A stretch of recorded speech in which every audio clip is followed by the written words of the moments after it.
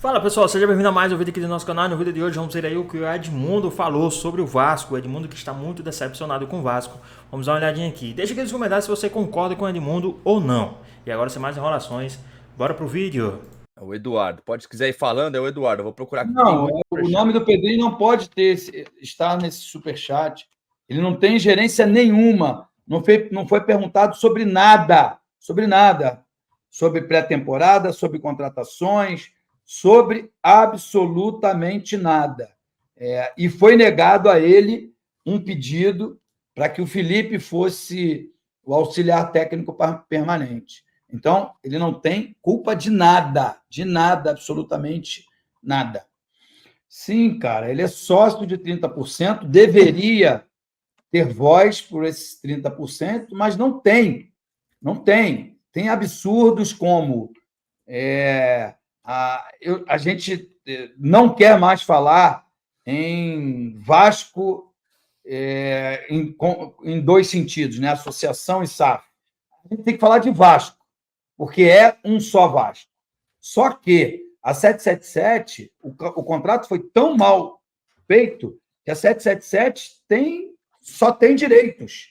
Só eles têm a marca, só eles têm os poderes, só eles controlam a conta. Então, só eles contratam, só eles mandam, só eles tomam decisão. Então, não adianta cobrar o Pedrinho. Está errado, gente. Está errado. Aqui tem que cobrar a 777, que prometeu uma coisa e está fazendo completamente diferente. Se você for ver aí, o Pedrinho ele não tem autonomia dentro do Vasco. Ele foi presidente para ajudar lá, mas ele não tem autonomia. A última palavra não é a dele. E o Edmundo a gente vê aí que ele está muito chateado porque certamente prometeram algo a ele e não cumpriram. E ele está muito chateado não só com o Vasco, né? Lógico, nada a ver com o Vasco, mas com a empresa 777. Mas deixa aqui nos comentários se vocês concordam com o Edmundo ou não. Vamos continuar aqui no que ele estava falando. Sim, bem preocupante, bem preocupante. Vasco apático, me parecendo mal fisicamente, porque me parece que Também achei, sabia? A pré-temporada foi mal feita. Nesse período, o Vasco, os times já eram para estar melhor. Claro que agora a gente vai começar a ver o Flamengo hoje, Fluminense amanhã, né, começar a colocar os seus principais jogadores para ver que nível eles estão.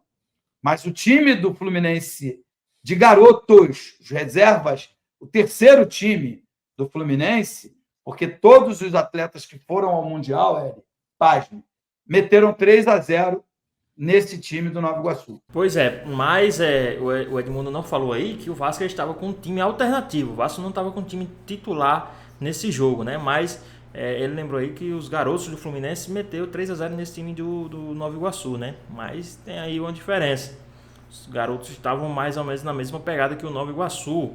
Geralmente esses times menores eles começam uma pré-temporada, né? Uma preparação mais cedo, né? Meses antes. Então fisicamente eles são melhores. Vocês vão ver que fisicamente eles estão melhor. E agora vamos ver aqui o que o Edmundo falou sobre o Praxedes e sobre o time do Vasco. Nesse momento ele faz uma revelação que acredito que vocês não vão gostar. Deixa aqui nos comentários o que é que vocês acham, se vocês concordam com o Edmundo ou não. Eu tô vendo aqui, por exemplo, muitas críticas ao Praxedes, Edmundo, principalmente, tá? Claro que tem de vários jogadores, etc. O David também está sendo citado, até o próprio Rossi, né? O pessoal que fica nervoso fala de todos, mas o Praxedes é justa a crítica a ele, realmente está devendo futebol, porque assim é um pedido do Ramon Dias também, né, Edmundo Praxedes, e eu não via, que assim, como ele veio para ficar mais um ano por empréstimo, pagando entre aspas, pouco, né? Eu falei, pô, beleza, né? O Ramon Dias quer o jogador. Mas ele não tá mostrando muita coisa para ficar no Vasco também, né, Edmundo? Mas aí essa decisão só vai ser tomada em dezembro, né? Quando acaba o empréstimo. A gente tem que lembrar que o Paulinho se machucou e a alternativa para o lugar do Paulinho é o Praxedes. Hoje, de fato, ele foi muito mal. Errou passes bizarros e tudo. Mas acho que dentro do coletivo ele pode melhorar. Mas e o David? E eu estou falando de contratação. O João Vitor, hoje, que foi completamente envolvido, falando de contratação. Adson, cadê? Cadê os jogadores? Cadê os jogadores que chegaram? Os que chegaram são piores do que os que foram. Então, tendência é que a temporada seja pior do que a que foi ano passado. Claro que não vai acontecer as derrotas que aconteceram para adversários diretos, Goiás em São Januário, por exemplo. Acho que isso não vai acontecer. Mas também não vai acontecer 2 vitórias contra o Atlético Mineiro, não. Está entendendo? Então, Sim, pontos que mudar, você né? perdeu aqui e ganhou ali vão se equilibrar. E a gente vai agonizar de novo, vai lutar para não cair de novo com esse time aí. Ou eles mudam o pensamento, tenham pensamento esportivo, de conquistas esportivas, não só financeiras. E aí, pessoal, na sua opinião, vocês concordam com o Edmundo? Será que esse time que o Vasco está montando vai lutar para não cair? Deixa aqui nos comentários a sua opinião, o que, é que vocês acham a respeito sobre isso. E agora vamos ver aqui o que esse apresentador, esse comentarista falou sobre o time do Vasco. Vamos dar uma olhadinha aqui. Existe um planejamento de investimento que pode ser antecipado, pode ser modificado, como aconteceu no ano passado, quando ficou claro que o Vasco precisava de um time melhor para tentar a permanência na Série A.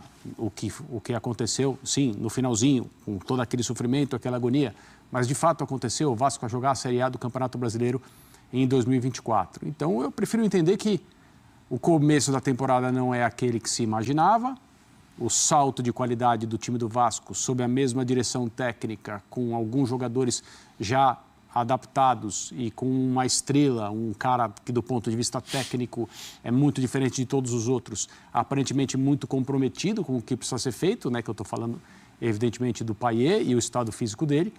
Então eu prefiro olhar um resultado como esse como algo normal, não um acidente, mas, né, nos estaduais, determinadas equipes de maior tradição, acontece no Rio, acontece em São Paulo, às vezes sofrem um pouco no começo. Tomara que isso seja apenas o que está acontecendo com o Vasco, mas é óbvio, a pressão para um clássico que vem logo depois de uma derrota como essa, ela dobra ou triplica. É assim que as coisas acontecem. Pois bem, pessoal, estamos aí, né? Tivemos aí as falas do Edmundo. O Edmundo, a gente percebe que ele está muito chateado com alguma coisa lá no Vasco. Pelo que deu a entender, analisando aqui a forma que ele fala, não tem nada a ver com o Pedrinho, nem tampouco com o Vasco, tem a ver com a 777. O Edmundo ele tá tentando brigar com a empresa 777, não está de acordo com o que a empresa anda fazendo no Vasco, algumas decisões da empresa, e ele aparenta estar muito revoltado com a 777, ao ponto dele falar que esse time do Vasco ele vai lutar para não cair. Se vocês verem aí, o Edmundo falou que esse time do Vasco hoje vai lutar para não cair. O time do Vasco não está muito bom, não está melhor, lógico, não está muito bom do que estava o ano passado, mas acredito que esse time do Vasco eles têm um pouco mais de futebol do que aquele outro time do ano passado, né?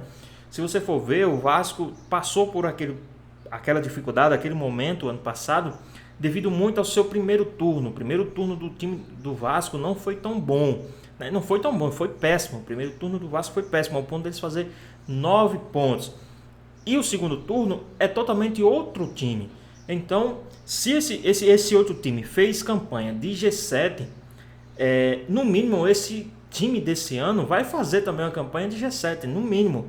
Porque ele manteve a base, trouxe algumas outras contratações, lógico, não foram contratações de peso, não foram contratações gigantescas, né? Não foram contratações muito boas, né? Mas manteve a base do ano passado. Esse ano tem um Payet mais comprometido, um Payet mais em forma, um Payet muito melhor. Lógico, não pode ter uma Payet dependência, mas se você for ver, o ano passado o Payet não jogou tanto, ajudou ao Vasco, teve 6 pontos que foram decisivos por conta do Payet, né? Que foi aquele contra o Fortaleza e aquele que ele fez o gol de falta. Então, esse ano está melhor. Lógico, agora logo no início tivemos a saída do Paulinho, que não vai jogar mais esse ano, né? Que é um dos pilares desse time do Vasco, joga muito. Infelizmente não vai, não sei como é que vai ficar aí a reposição dessa posição aí, né? No time do Vasco. Mas o Vasco ele tá melhor do que o ano passado. Eu não concordo com o Edmundo no questão quando ele fala que esse time do Vasco vai lutar para não cair, porque esse time do Vasco que tá hoje foi aquele time do segundo turno, que fez campanha de G7. Totalmente diferente do time do primeiro turno. Então, para cair, o Vasco não vai lutar, tá? Eu acredito que o Vasco vai lutar ali meio de tabela. Esse time do Vasco ele tem muitas chances de lutar em meio de tabela.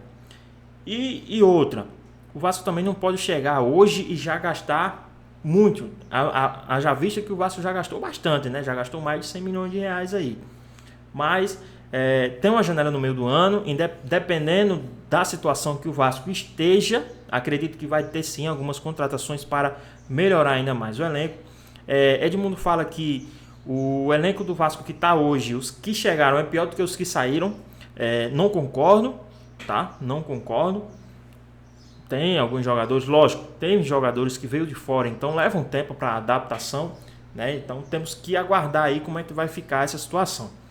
E se for analisar o time do Vasco pelo time de ontem, pelo jogo de ontem, não pode se ter um embasamento sobre isso, porque o time do Vasco ontem era um time alternativo, não era o time titular totalmente do Vasco. A gente vai ver o time titular do Vasco, vai ver agora contra o Flamengo, né? Domingo, então domingo vai ter o time titular do Vasco.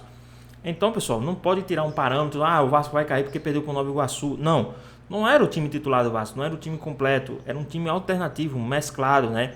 Lógico, poderia ter ganho o jogo? Poderia, mas infelizmente não. Se você for ver, teve erros de arbitragem grotesca no decorrer da partida. Um jogador que merecia ser expulso por quase quebrar a perna do Rossi não foi expulso, o juiz nem falta deu. Depois, no segundo tempo, teve uma falta perto do escanteio, a qual o Rossi poderia ter rompido o ligamento dos joelhos. O bandeirinha também não deu falta. Então, esses erros grotescos aí que pode sim ter prejudicado o Vasco. Lógico, o Vasco era para ter ganhado o jogo com 11 contra 11, né? Mas não deu. Poderia ter sido um jogador expulso, poderia ter mudado a cara da partida, o Vasco poderia ter ganho a partida, mesmo com um jogador a mais, né?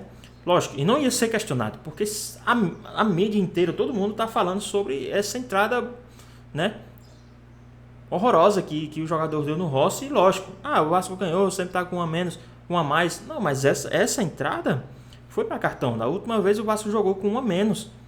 E foi uma entrada muito menos do que essa, e o juiz já deu cartão vermelho direto. Imagine essa aí.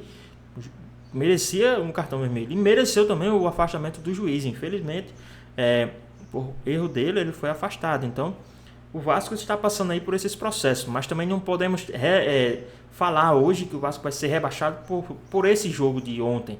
Não, o Vasco vai lutar ali, eu acredito, no meio de tabela. Vai concorrer ali entre... Eu vou arriscar aqui, entre a posição 6, tá? E a 12ª. Eu acredito que o Vasco vai trabalhar, vai lutar aí nessas posições, vai acabar o campeonato entre essas posições. Depois vocês me cobrem lá no final do Campeonato Brasileiro. Então, pessoal, deixa aqui nos comentários a sua opinião, o que é que vocês acharam sobre esse vídeo. Espero que vocês tenham gostado do vídeo. Deixe seu like, comente aqui embaixo, ative o sininho de notificações. E se for novo aqui no canal, já se inscreva para não perder os próximos vídeos. Tamo junto, é nóis e até a próxima. Fui!